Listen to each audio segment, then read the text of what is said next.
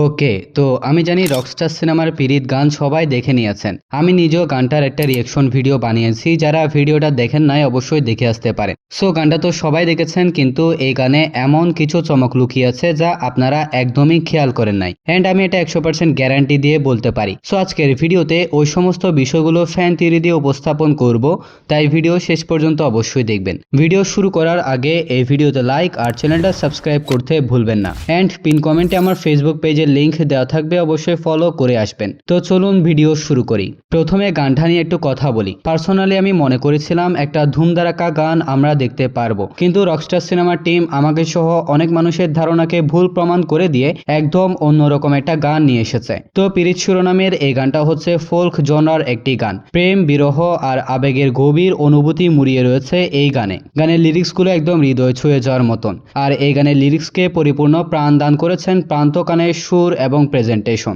সাথে জাহিদ নীরবের background music এই গানটাকে অন্য লেভেলে নিয়ে গিয়েছে। সবকিছু মিলিয়ে গানটা আমার অনেক বেশি পছন্দ হয়েছে। এন্ড আমি কালকে থেকে এই গানটা অনেকবার শুনেও ফেলেছি।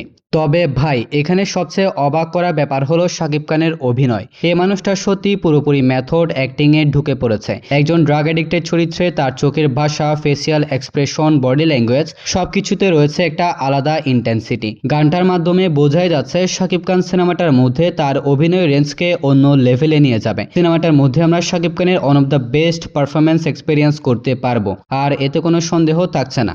এবার আসি আসল ঘটনায়। বেসিক্যালি যেমনটা আমরা জানি, সিনেমাটার মধ্যে শাকিব খান বা আগুন একজন রকস্টার ক্যারেক্টার প্লে করবে। ব্যাপক জনপ্রিয়তা, বিশাল ফ্যান বেস থাকার সত্ত্বেও কোনো একটা ঘটনার কারণে আগুন ভুল পথে চলে যাবে। ডিপ্রেশন, হতাশা সবকিছু তাকে একজন ড্রাগ অ্যাডিক্টেড করে ফেলবে। এরপর সম্ভবত সে এমন একটা ক্রাইম করবে যার কারণে তাকে পুলিশ অ্যারেস্ট করে নিয়ে যাবে। এন্ড গানটার মধ্যে আমরা যে জেলটা দেখতে পাচ্ছি তাকে সেই জেলে রাখা হবে। প্রান্ত কানাই, যিনি পিরিত নামের এই গানটা গেয়েছেন, তিনিও সম্ভবত সিনেমাটার মধ্যে একটি গুরুত্বপূর্ণ ক্যারেক্টার প্লে করবে। আর আমার থিওরি হচ্ছে জেলখানাতে প্রান্ত কানাইয়ের সাথে পরিচিত হবে আগুন। প্রান্ত কানাই কেন জেল এসেছে সেটা হলো অন্য ব্যাপার। তবে প্রান্ত কানাইয়ের ক্যারেক্টারটাকে সিনেমাটার মধ্যে অনেকটা বিজ্ঞ অ্যান্ড ট্যালেন্টেড একটা ক্যারেক্টার হিসেবে প্রেজেন্ট করা হতে পারে। তো তার সান্নিধ্যে আসার পর আগুন তার কাছ থেকে অনেক কিছু শিখবে। হয়তো প্রান্ত কানাই আগুনকে এমন কিছু পরামর্শ দিবে যার থেকে আগুন তার ভুলগুলোকে বুঝতে পারবে। সে আস্তে আস্তে ডিপ্রেশন এবং ড্রাগ এডিকশন থেকে নিজেকে বের করে নেবে। আর প্রান্ত কানাইয়ের মাধ্যমে হয়তো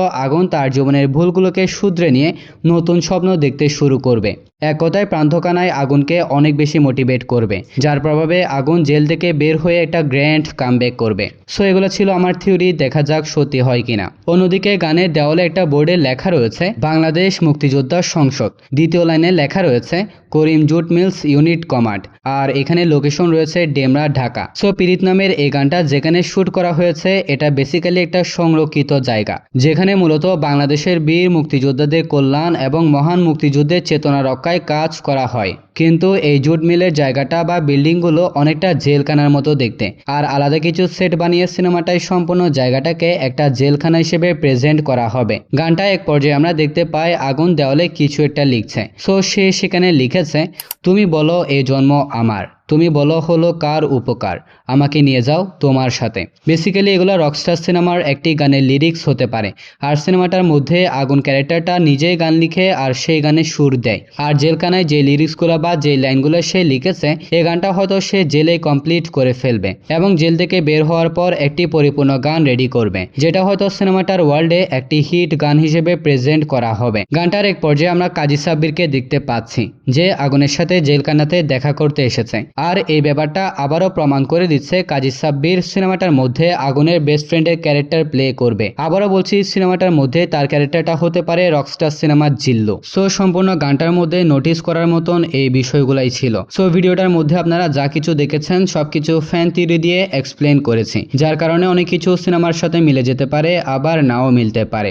যদি আপনার কোনো ফ্যান থিওরি থাকে অবশ্যই কমেন্টে শেয়ার করবেন। আর ভিডিও ছিল এতটুকু পর্যন্তই। ভালো লাগলে ভিডিওতে লাইক আর চ্যানেলটা সাবস্ক্রাইব করতে ভুলবেন না। তাহলে দেখা হবে পরবর্তী আরো একটি ভিডিওতে। ততক্ষণ ভালো থাকবেন, সুস্থ থাকবেন, টেক কেয়ার, আল্লাহ হাফেজ।